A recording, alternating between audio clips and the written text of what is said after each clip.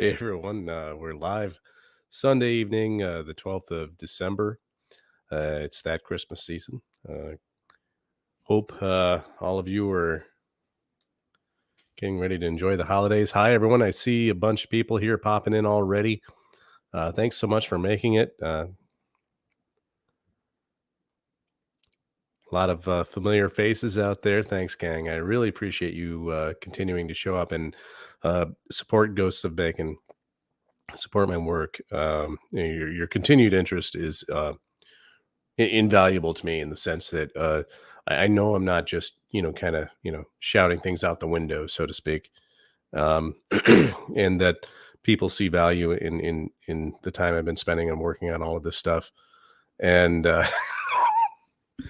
winner, winner, chicken dinner. I kind of threw that out there today as a joke about what is 181.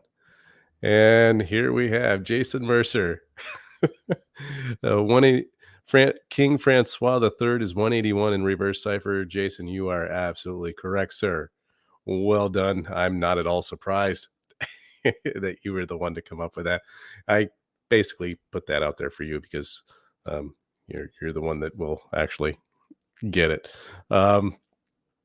So thanks for that. You just made my day.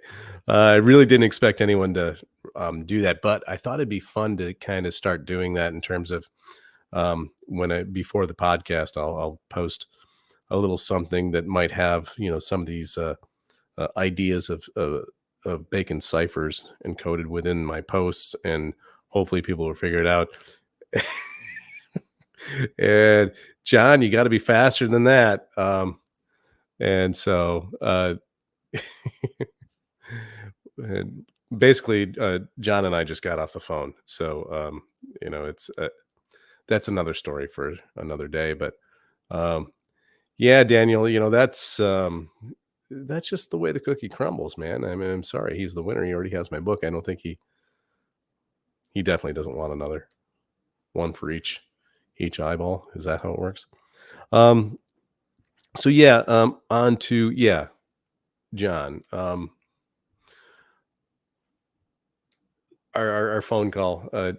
Listen, gang, when John Edwards of all people calls you and says, "Hey, listen, you're going to want to crack open a beer for this because I have a bombshell." You should probably follow his advice. However, before you do, make sure it's not a double IPA from Brooklyn Brewery, because I should have looked at the label before I actually cracked it open. It was a double IPA, and it's well, if things aren't quite as clear as they should be this evening, I blame John. So.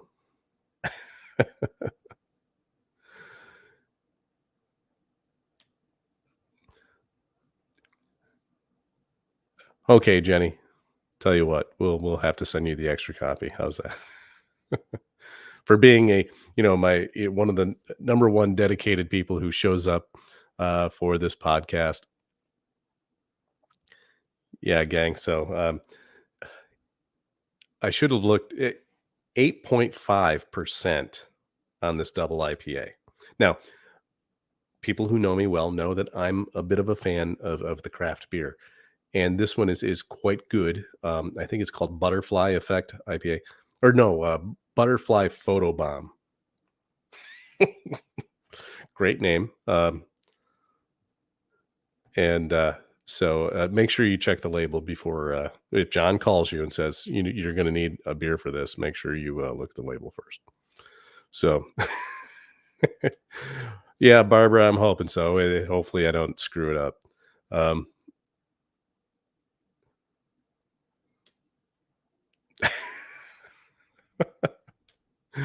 Oh, Judy. Oops, sorry. Again, I blame John, and he says, "Yeah, sign your name with a cipher." I don't think I can sign my name in a cipher at this moment, John. I blame you. So, well, that's a good idea, Daniel. Swag, he Ghosts of Bacon. We don't have a a real big group, but we need some swag for sure. Hey, Jan, glad to see you here. Um, yeah, well, that's my sister. She can tell if I've had a beer for sure. Yeah, Jason, I know. Francis, not Francois. Yeah, you still got it right. Whatever. All right, gang.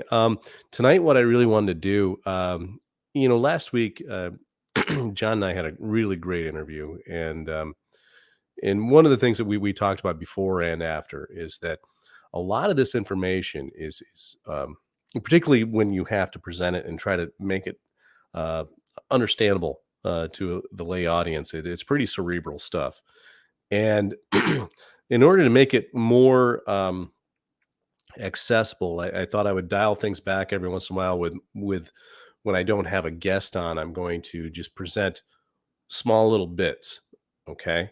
Um, Things that are bite-sized morsels that people can still sink their teeth into, but at the same time, you're not going to choke on it, so to speak. Oh, that was a pretty good extended metaphor right there.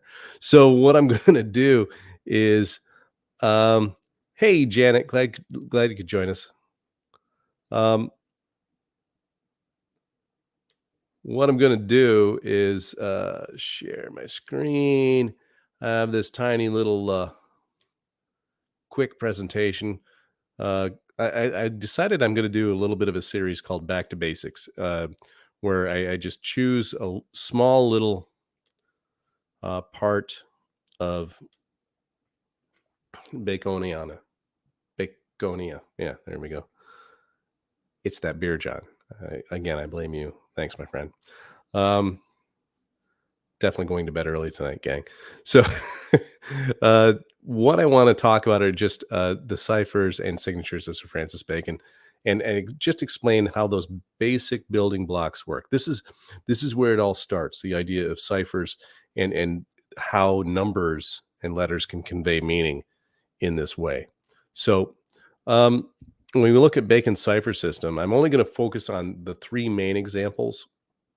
I'm not going to get into some of the other ciphers that he uses, but when you look at Bacon cipher systems, the three main ones that are usually discussed are simple, reverse, and case ciphers, and usually it extends to the quote unquote signatures of Bacon and Francis Bacon, and the fraternity of the Rosy Cross and Shakespeare and those kinds of things, and how those numbers appear in interesting places.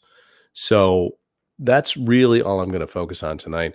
As far as the cipher systems, how they work, each letter can represent a number. And then you use simple mathematical principles to produce another number. In this case, it's usually just addition. When we look at the sums of the letters in a word or in a name, it will produce a very specific number that represents that name. So, and sometimes it represents that name in a different cipher system. So, what can happen is that simple cipher will produce a number that means something in reverse cipher or in K cipher, and vice versa. And so, when we look at each of these ciphers and we look at the values of the name Francis Bacon, what we can do is look for those numbers in interesting places. Like if they show up in Shakespeare, for example, within context with a reference to uh, there's a wonderful line from Merry Wives of Windsor where it says, I think it was Merry Wives of Windsor, hang hog is Latin for bacon, I reckon. And when you do the values of hang hog and how they interact with values of his name and so on, it's really pretty interesting. And we call this in this business a signature. It's a cipher signature of Sir Francis Bacon. So again, I'm trying to dial this back and break it down step by step to show this is how we find his name in interesting places. And so what I'm going to do is show you in the following ciphers, simple, reverse, and K cipher, how they produce the values of the name Bacon and how they have come to be cipher signatures. So if we look at simple cipher, you can see that it starts with A equaling the number 1, and continuing through the Elizabethan alphabet. Notice there's no J and there's no U. We used I and V in place of those. And there are 24 letters here in the Elizabethan alphabet. And so what we do is A is 1 and so on, all the way to Z equaling 24. So then when we calculate these letters B, A, C, O, N, and add them up with their values, they equal 33. This is why, in my work and all my previous videos, in my book, we talk about the idea that 33 instantly means bacon. And you'll see that there's an additional meaning when we get to K-cipher. In reverse cipher, again, now it's the same exact idea, only reversed. So Z ends up being number 1, and we work backwards through the alphabet until A represents 24. And so then we look at B, A, C, O, N as 23, 24, 22, 11, and 12, and we add those up. And in reverse cipher, the name bacon equals the number 92. The reverse cipher bacon, or signature for bacon. K-cipher is really pretty interesting because it actually starts at the letter K, has the value of number 10, just like in simple cipher. From K to Z, the values of all of the letters in K-cipher is the same as simple, but between Z and A are two nulls. They're referred to nulls, but I think that they're actually used in a variety of ways we'll talk about some other day. But of ampersand and the letters et, meaning and, as 25 and 26 respectively. And then you have A starting over again at 27 through I of 35. And here you see the number 33. The value of bacon in simple cipher represents the letter G. And so therefore the letter G has come to be a signal or a cipher signature representing the number 33 and representing the name, therefore, bacon, if that makes sense. And so we add these on, and notice A, ampersand, and et. We add these values, and 111 is the K-cipher signature of the name bacon. Pretty simple concept, all right? So within these three different cipher systems, simple, reverse, and K, you can produce three different values that all represent the name bacon. And if they're appearing in a context, okay, a conceptual context that makes sense, that bacon may have had ciphers at work here, then they convey that meaning. So here are the common signatures usually associated with Francis Bacon, and the Fraternity of the Rosy Cross, Fra Rosy Cross, 157 in simple. When you add up the values of each of these letters in this bottom row, F is 6, R is 17, A is 1, R is 17, O is 14, S is 18, I is 9, and so on. So you just automatically, you look at those letters in simple cipher, and they total 157. And then when you look at the values in reverse cipher, 168, in K-cipher, the values 287 of Fra Rosy Cross. Now, someone asked me the other day, when you look at those letters, do you automatically know those values? At this point, the answer is yes. I can just go through and tell you in reverse or simple reverse and K-cipher the values of all of the letters of the alphabet just off the top of my head, because first of all, there's no hair impeding the way. Second of all, there is it's like being immersed in a language, and I've been working with this stuff for years now.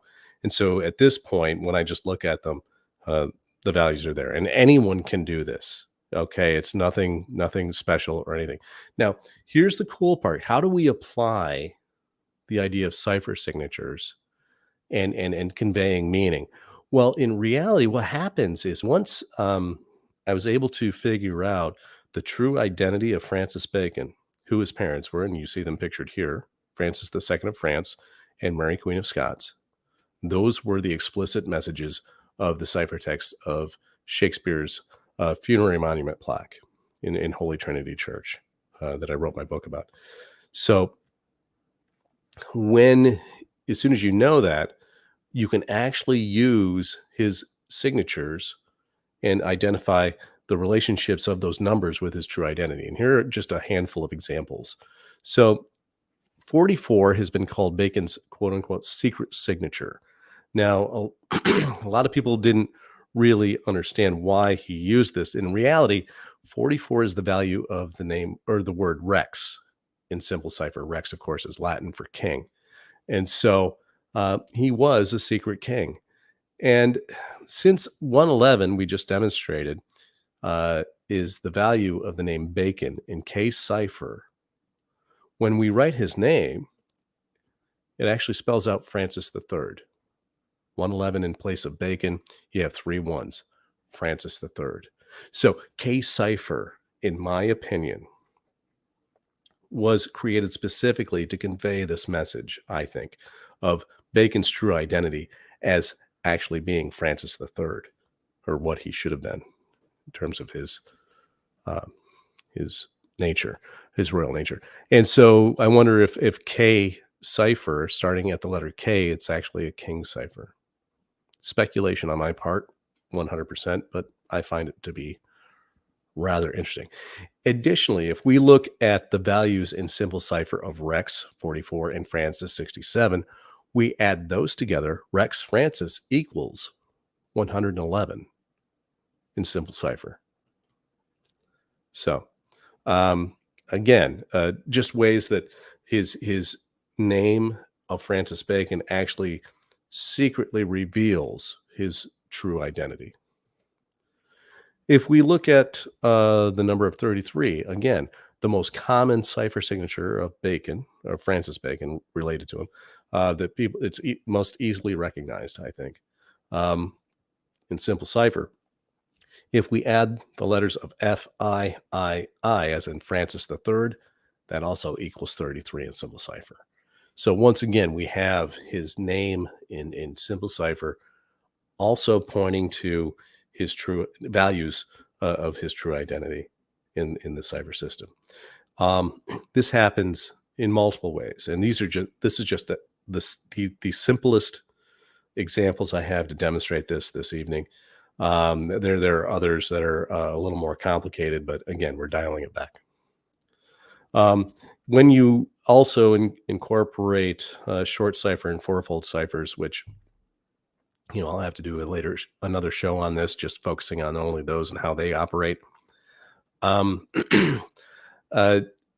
you have those ciphers producing values.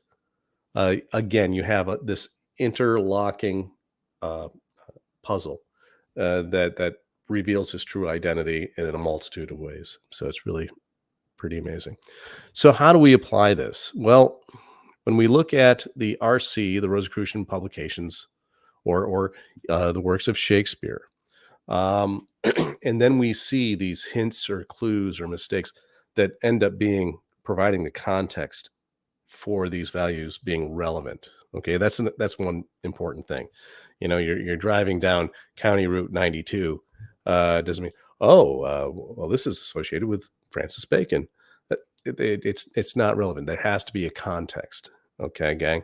So when we're looking at works and pieces of literature that or artwork that is associated with the Rosy Cross, for example, then all of these numbers actually make sense. Now, I have a quote here from Manly Palmer Hall's The Secret Teachings of All Ages. And Manly Palmer Hall claims to have been raised in what he called a Rosicrucian household.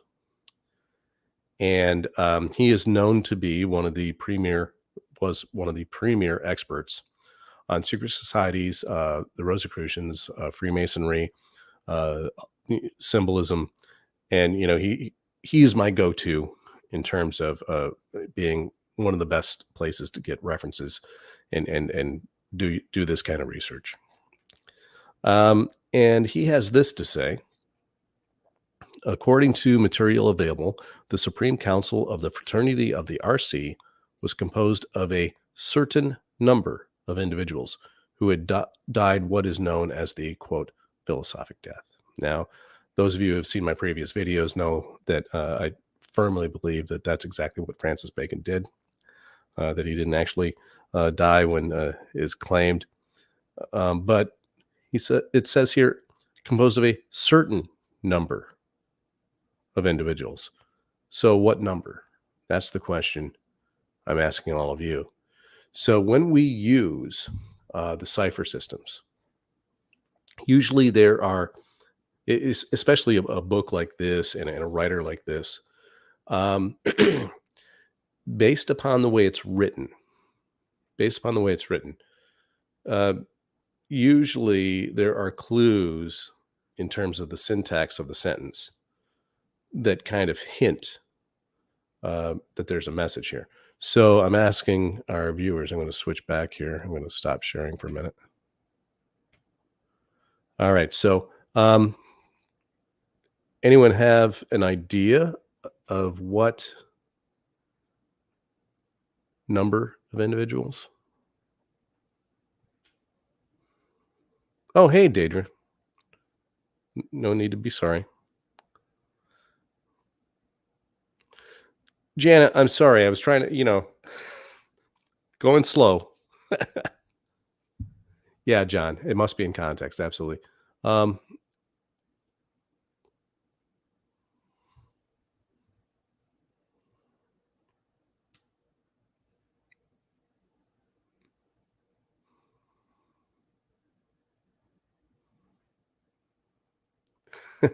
Good guess, Ray. 100. Penny says 3. Barbara says 33. Gang, that's the cool part, is all we have to do is use the system Bacon gives us, and we know that Manly Palmer Hall definitely understands this system. Okay. So what I did, and Jason, I would say yes. In fact, another good guess, Jenny. So Jan, was he named Francis Bacon at birth? Who would have known to name him according to the symbols? Well, he wasn't named that according to the symbols. He took on the name when he was taken in by Sir Nicholas Bacon and Lady Anne Bacon, and given that name. What he did was he created the symbolic numbers around that name so that it meant what he wanted to convey. Much easier way to do it, isn't it? Great question. So here's the thing, gang. Let me show you, and then I'll get back to the questions here, how to look at this phrase.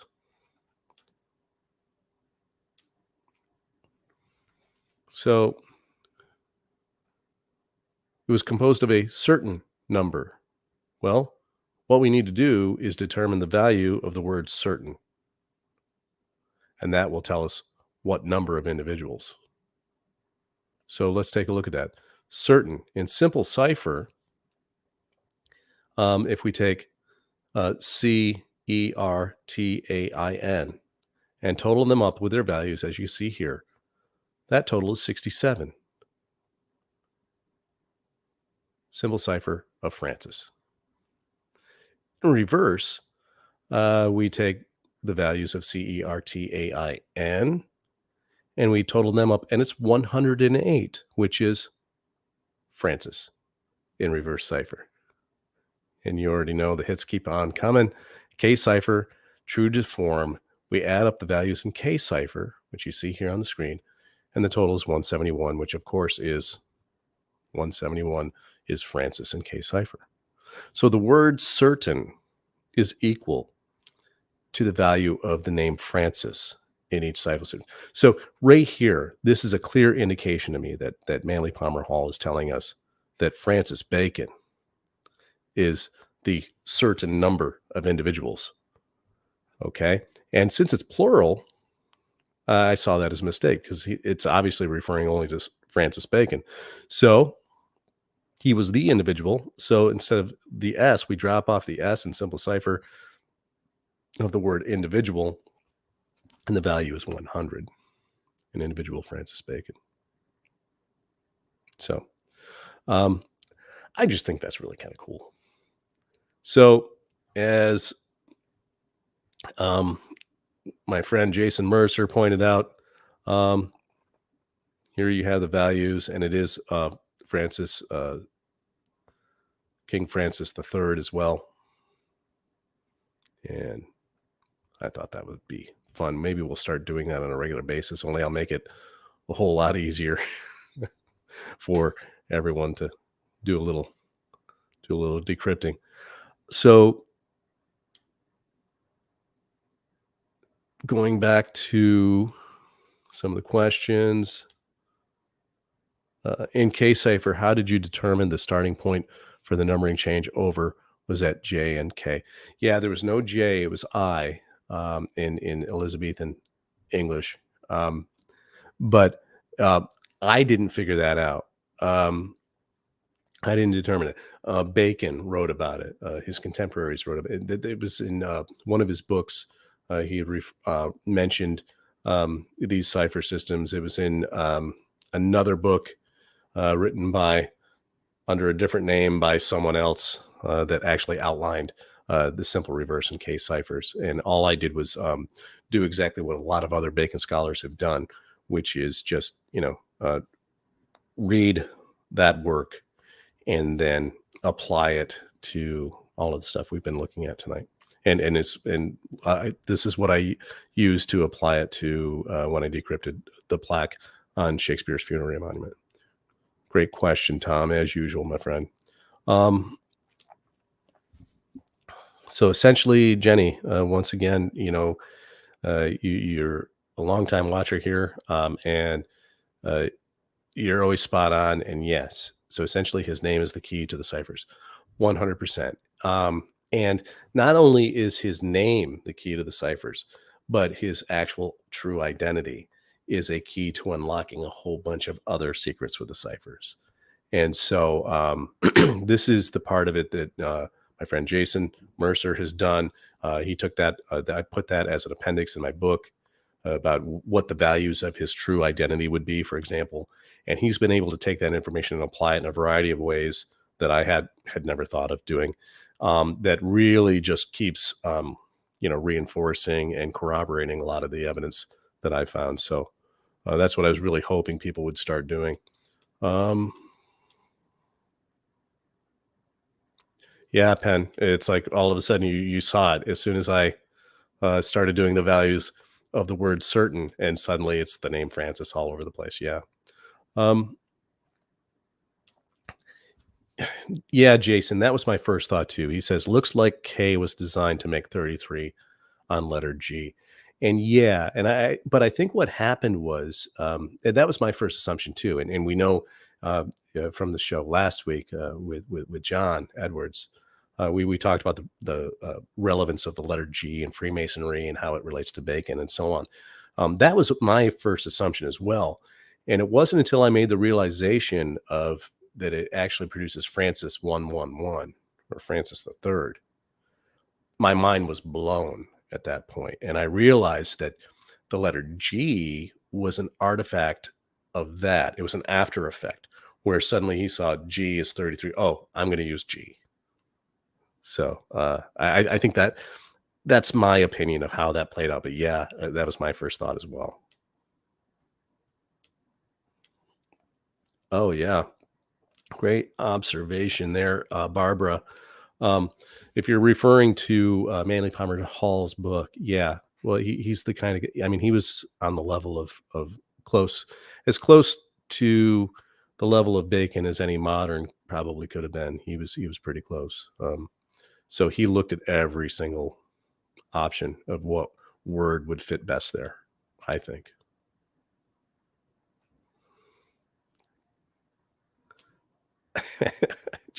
I debated which name was it. Yeah. I don't know.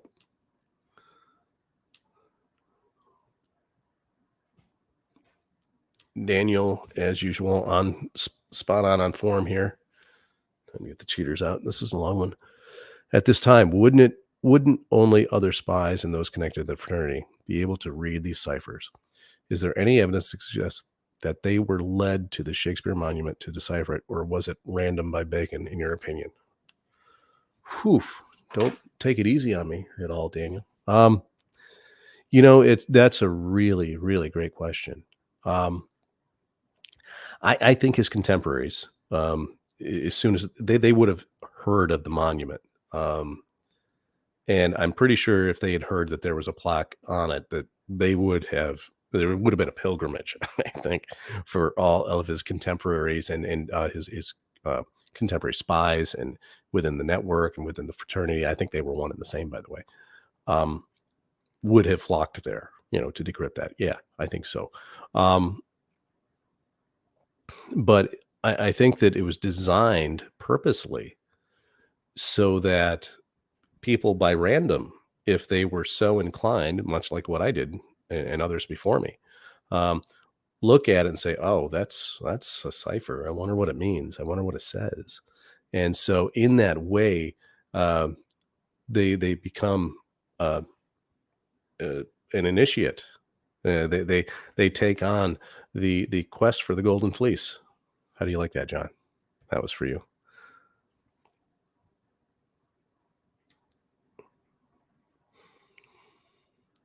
So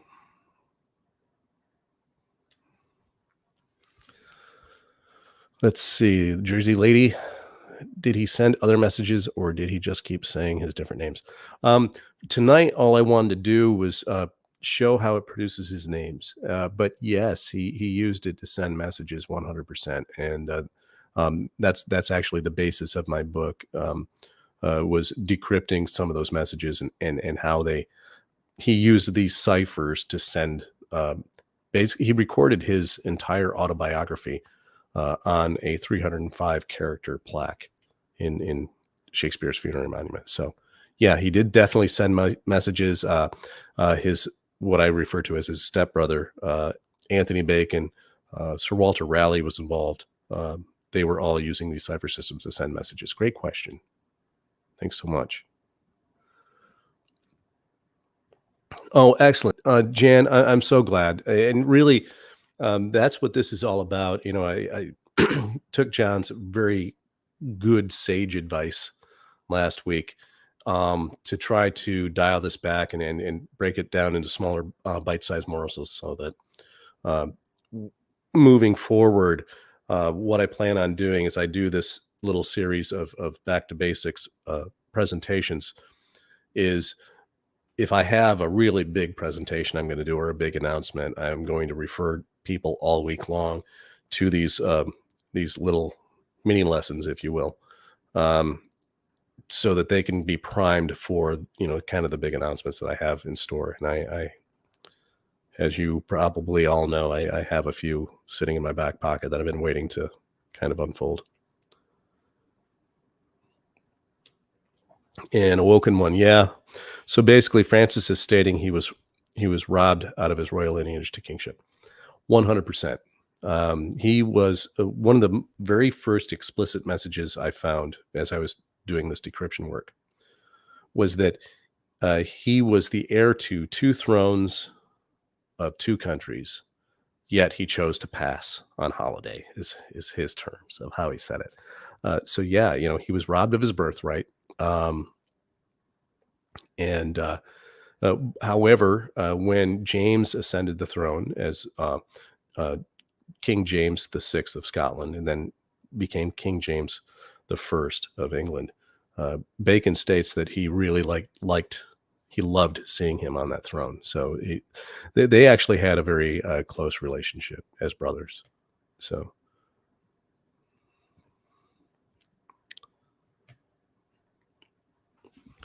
I guess I am saying that there are no accidental words in his writings, is what Barbara followed up on. Yeah, Barbara, there are no accidents there. Everything is chosen purposefully.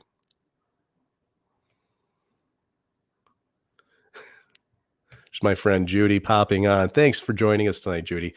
Theban does not have a J either. Yeah, 100%. Theban.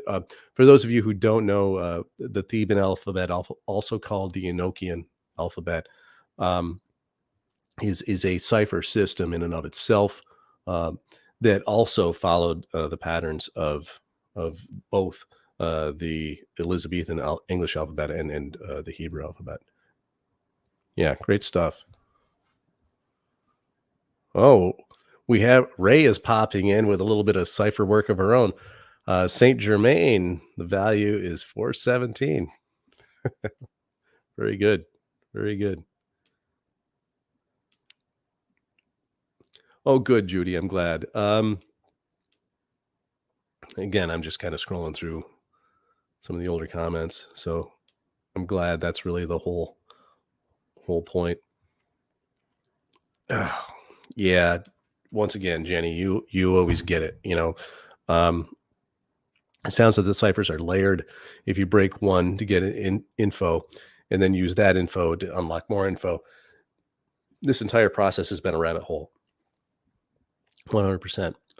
What happens is one cipher actually teaches me how to unlock another one. There will be clues within within the layers of Shakespeare's plaque, for example. Um, the first example, there were 3 layers there, pointing me to a whole nother set of ciphers, which had 2 layers within it that keep it as a transposition cipher. It means you rearrange the letters, where you just keep rearranging them. And each layer, each transposition, as you rearrange the letters, has a completely different message, as well as clues to other uh, rearrangements and so on. So yeah, it just keeps going.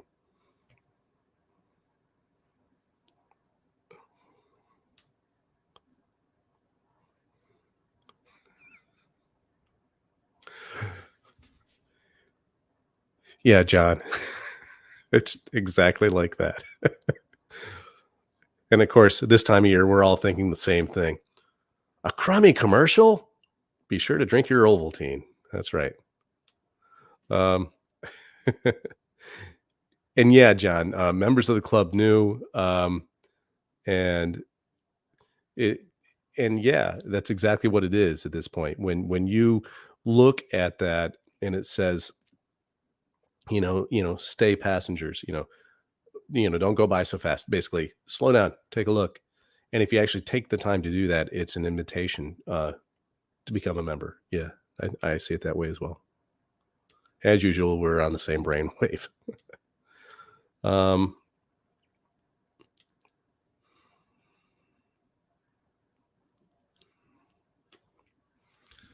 let's see. Enemy spies would have known it as well, so I'm wondering how Bacon dealt with that contingency.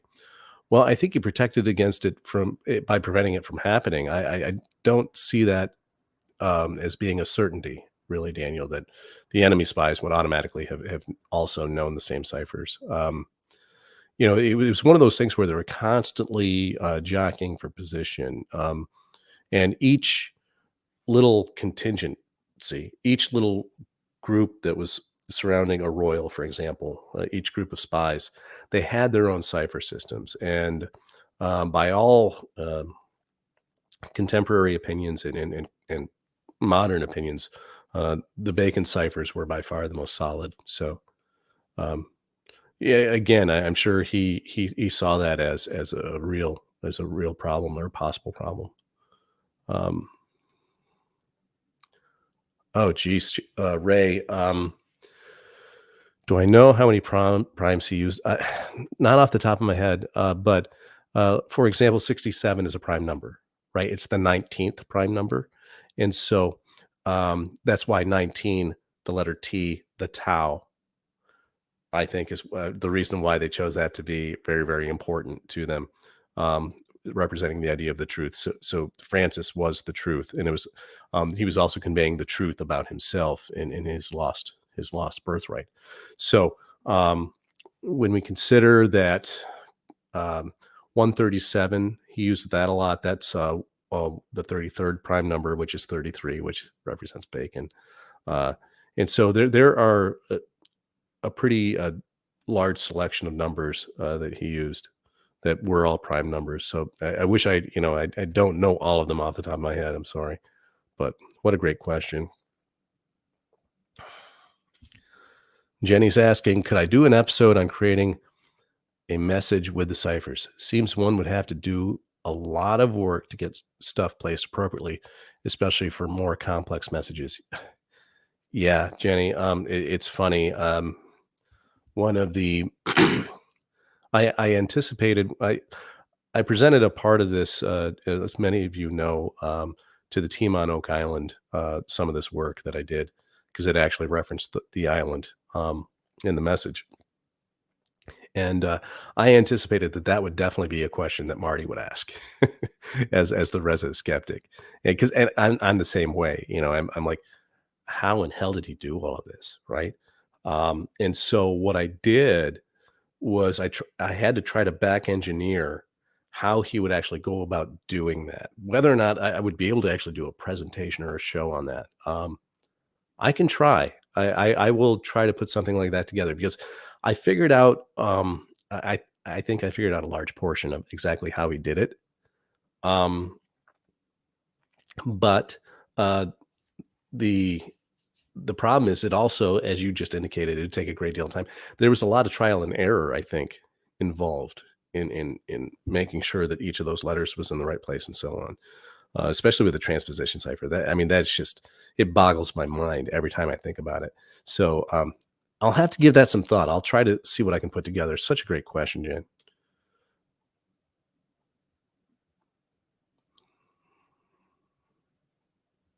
So Carolyn Anderson, you referenced your earlier question, and I'm sorry I missed. I didn't see it. Sorry. Um, yeah, great question, John. Was he robbed or did he choose to study the mystical arts? Both, in my opinion. He was robbed of his birthright. Make no mistake about that. There was no way Catherine de Medici was going to step aside for Mary Queen of Scots, who she really disliked very much, and give up all of her power as Queen Regent of France. That's not happening. So yeah, Francis Bacon was robbed of his birthright, but that did all of a sudden provide him with the freedom, which, by the way, his name means free, and that's something I didn't talk about last week with the word Freemasonry and where it comes from. One of the sources of it, the name Francis means free, and that gives us the word Masonry, which is the word son in the center of the word Mary, name Mary.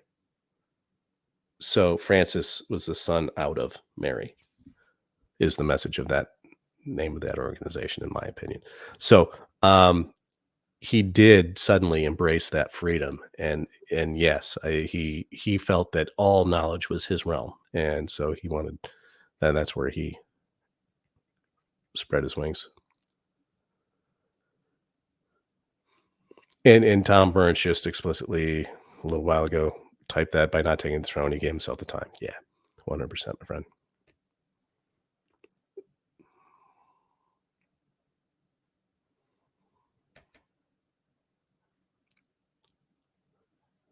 Yeah, Woken One. He was the heir to two thrones. Yeah, 100%. Um, listen, man. With when it comes to this stuff, I don't see any question as being dumb or stupid. It's one of those things where this is all new information. It's all new to me, and as I've been reporting it out, and I put it in my book. The handful of people. Thank you, by the way, those of you who are here and watching who bought my book and read it. They're the only ones who are really aware that this information exists. And I'm looking for people to vet that information. I'm looking for people to, check my work, make sure that, I'm not going down, the wrong path in the sense of just following the truth. But this is where it's led me. And that one truth of who his true parents were, that's the one I think that is by far the most solid message of Shakespeare's funerary monument plaque. And so Yeah, thanks for that. Like I said, you don't need to ever think that. Um,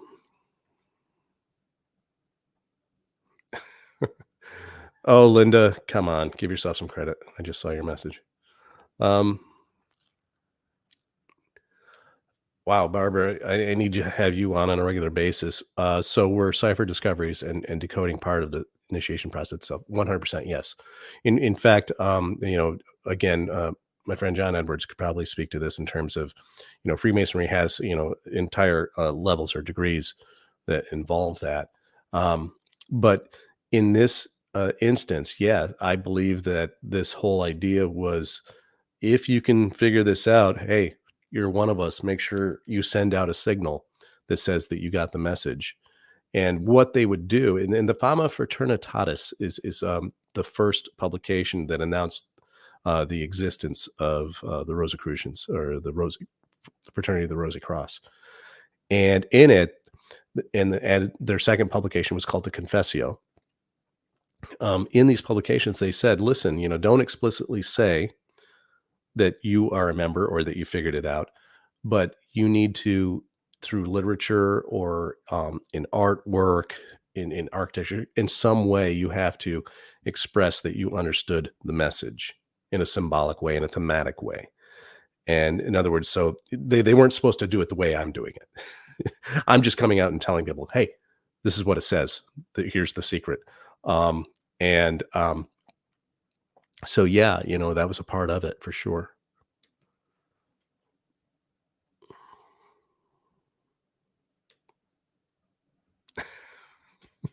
Yeah, the little Orphan Annie Apple decoder ring for sure. I'm just thinking of, A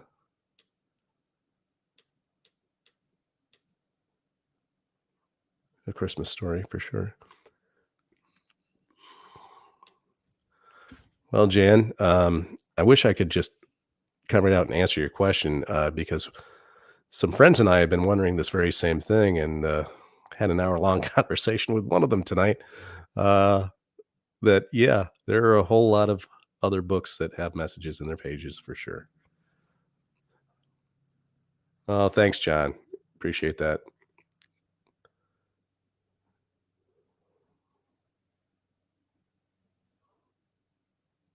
Yeah, Linda, that's kinda how the process works. So, thanks for first of all, thanks for joining me as usual. I appreciate your support. Um, it says, "Normally, I listen to these and I have to think about it for about 2 or 3 days, and then it's like, boom, okay, I get it." Yeah, and that's really kind of how how this whole process works. You sit and you let it percolate. It's funny, John and I were talking tonight, all of a sudden you get something in your head.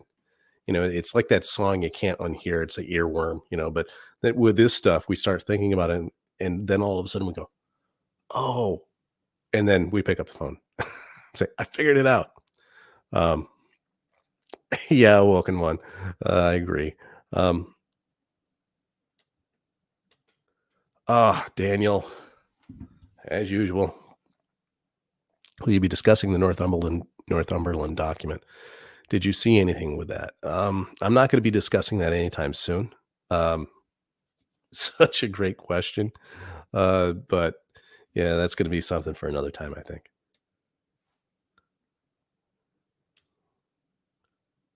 Yep. And, John, you bring this up all the time, the idea of back mapping. This is such an important concept, and maybe, at a future day, you and I are gonna need to kinda revisit our visits here. And, I would love to have you come on and just talk about just the concept itself of back mapping and what that really means. Um, so Ray, that's funny. The island's a keyboard.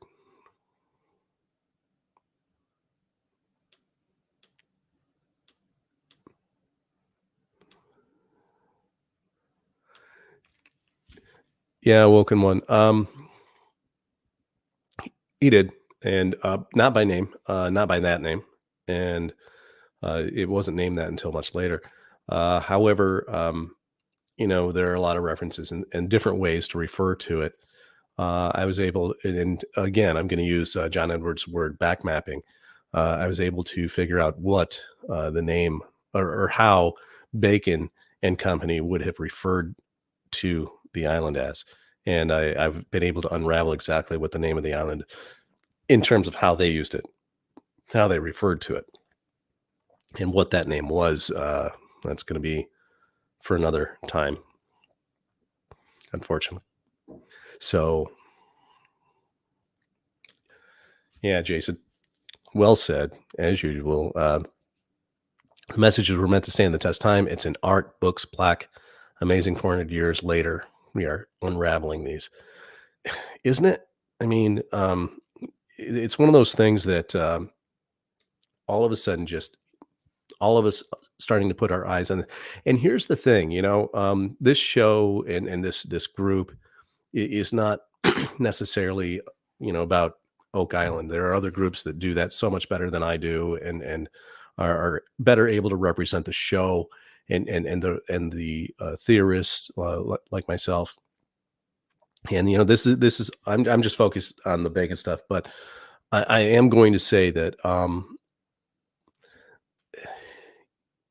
I think that show has done more about like unraveling these secrets than it's why most of us are here. It's why most of us have started studying this stuff, to be honest with you. Um, and it was funny. It's one of those running conversations I used to have with my dear friend Christona before he passed. And you'd say, why us? Why are we the ones that are finally figuring this out? And I said, I think it's just because we're finally paying attention, you know? Um, and, you take your time and effort and focused attention and place it somewhere. And suddenly you're able to unravel the secrets. And that's exactly what Bacon's model of understanding nature was all about. He said, look at it, study it, use inductive reasoning, see the tail sticking out of the hole, and then imagine what is the rest of the animal in there look like. If you can identify what tail that is, what is the rest of it? You can tell what the rest of the animal looks like just by looking at its tail. And that's the nature of inductive reasoning. And that's really what we're doing here with this gang. So thanks, Jason. Thanks for mentioning that. Oh, Carolyn, with your question. Any DNA proof that these people were royals? Women possibly believed she was Grand Duchess Anastasia Romanov, but DNA proved her wrong. Wow. You know what? I don't know, Carolyn. Here's the problem. We're going to have to actually find where they're buried because, frankly, there are a whole lot of missing people from the Renaissance era who I believe were members of the Rosy Cross. Now, who's to say that maybe there is a vault containing those bodies on a tiny island in the North Atlantic? And that's all I'm at liberty to say at this point about that. But that's my belief. I would love to find out and answer that question.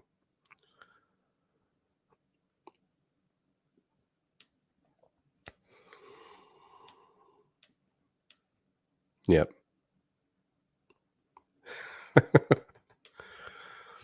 Well, Tom, there's nothing official or anything, but and if we're going to be saying this out in public, it's not going to be that secret, I guess. But that would be fun, wouldn't it? Oh, Linda, believe me, I know all too well. The problem is, I think John and I are a couple of peas in a pod as far as I'm concerned at this point. Linda, once again, asking a wonderful question. What brought me here? What made you begin this process with ciphers? Well, you know what? Again, I was just talking with John about this a little bit. One of the things that really got my wheels turning was I, I saw that first episode with Peter Amundsen in it, and his Oak Island theory on the curse of Oak Island, and I've always had an interest in ciphers and in codes and those kinds of things, and I got into this kind of the same route as John Edwardson, in terms of I was always studying symbolism and the nature of how it can convey information. It's a language, and I was working to become symbol literate in that sense. And then I see that episode, I'm like, "Oh, wow, that's really this idea of steganography," it blew my mind. The idea that you can have a surface message that looks completely normal, but encoded within it are references and in Pater's case, the bacon pentagram, for example, or pentagon. And then I saw um, uh, Chris Morford shared his work on the plaque with me and his Oak Island theory before he submitted it and ended up going and presenting it on Island. Um, and so, I kind of was conversing with all these guys, and then, Chris Morford and Chris Dona were really studying the plaque closely. And I always had a theory of how that plaque would unravel its secrets based upon the features I saw in it. And so I said, I'll give it a try too. Because they said, hey, listen, if you're into the idea of ciphers and symbolism and all this stuff in your research, take a look at it with us and see what you find. And so I did. And that's how all of a sudden the information within it just exploded. And so there are 305 characters on that plaque. And basically, within those 305 characters, he was able to encode his autobiography, and it blows my mind. And then once I started applying the information I found within those ciphertexts to other areas of the Rosy Cross, it increased my knowledge of what's going on here exponentially. So that's what got me here, Linda. Great question. Thank you for that.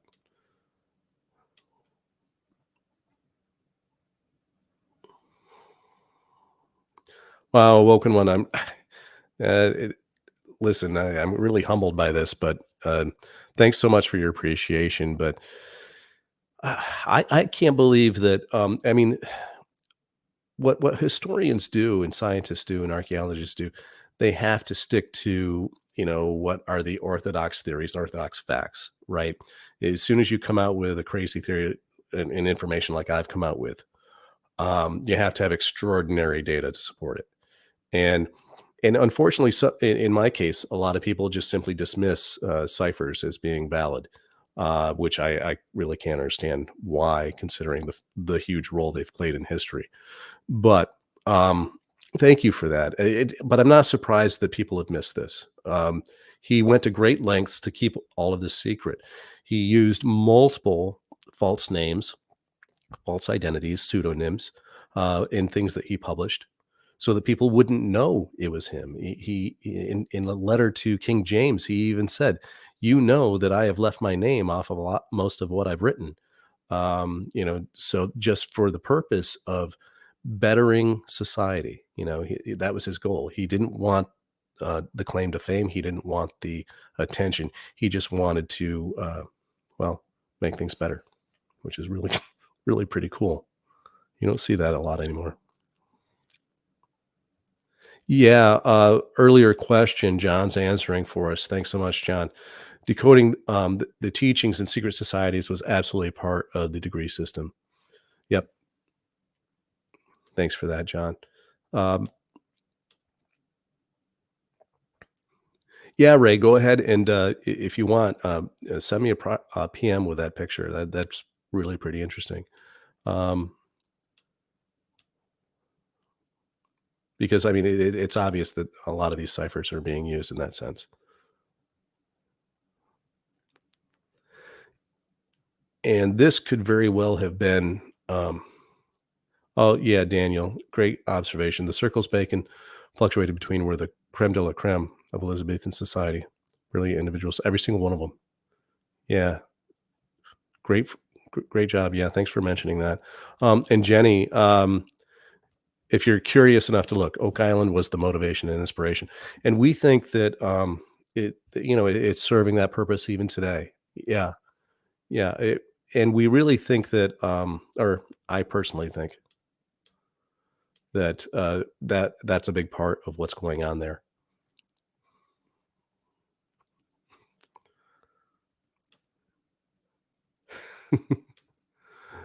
And there's nothing wrong with that, Linda. Thank you for that. Um, yeah, and Daniel, I mean, that's just it. It's like, we all have, that sort of thing. For me, it was Pater in terms of cipher and steganography. But when my friend Chris was on the show and I watched it, and he said the words Royal Arch. Now he was referring to the constellations in the sky. I was thinking Royal Arch of Freemasonry, and I said that's exactly what's going on there. And other people obviously have also had that same recognition. So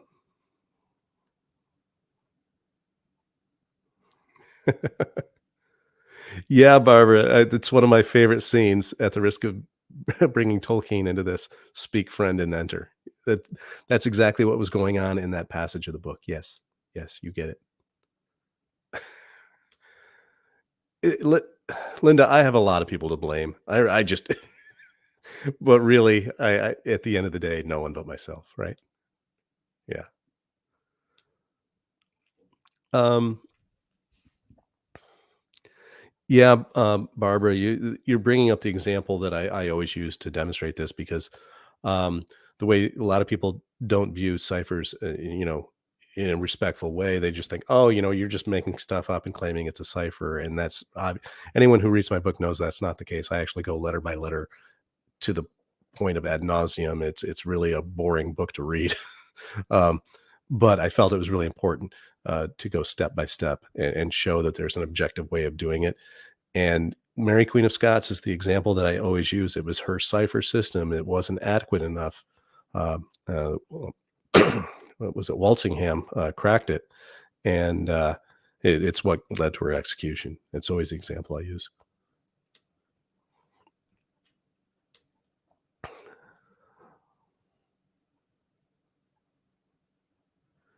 Yeah, Daniel, you're not alone there. There's no question that in your mind that the mystery of Shakespeare and Oak Island are intertwined with each other, and Masonry is the tie. Um, that is yeah, that's the thread that if you trace it back mapping, as John always says.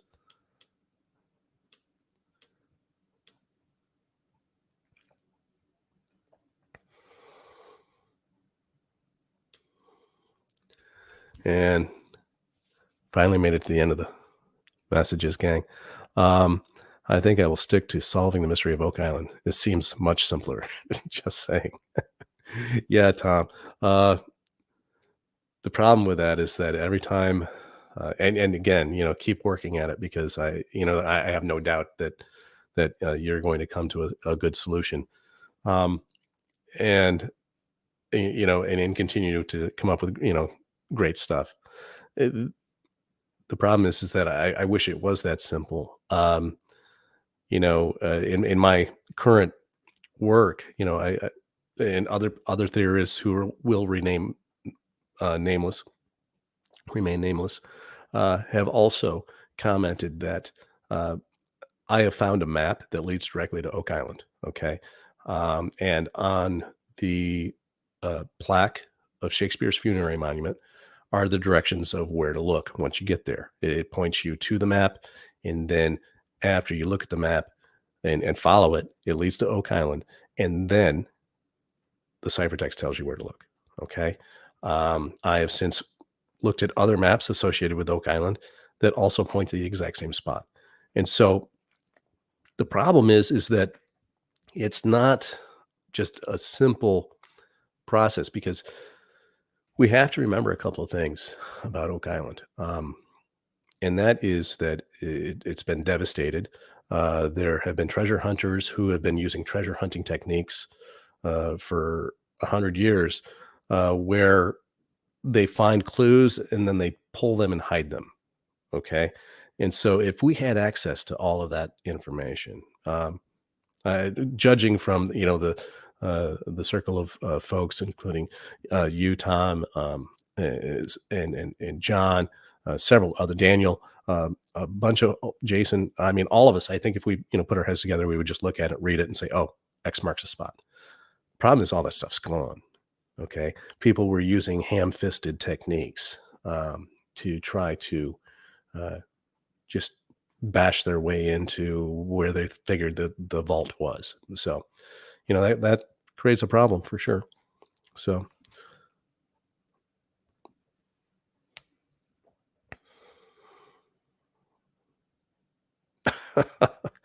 don't overstate the case there, Awoken One.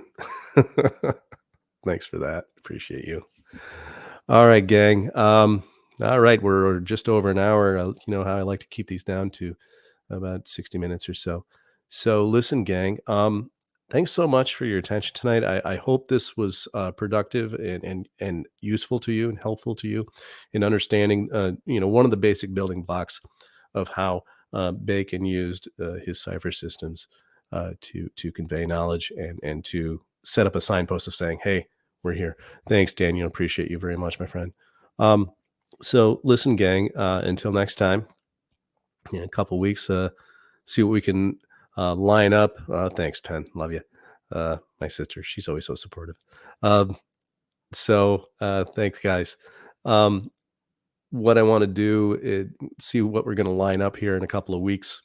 It's going to be uh, the day after Christmas, so everyone will hopefully be fat and happy with lots of Christmas cheer in their bellies. So um, I'll see you then. And until then, everyone stay safe. Love your family. Uh, share time with them, and uh, pay attention to what's important. Okay. So take care, gang. Appreciate you all. Have a good night.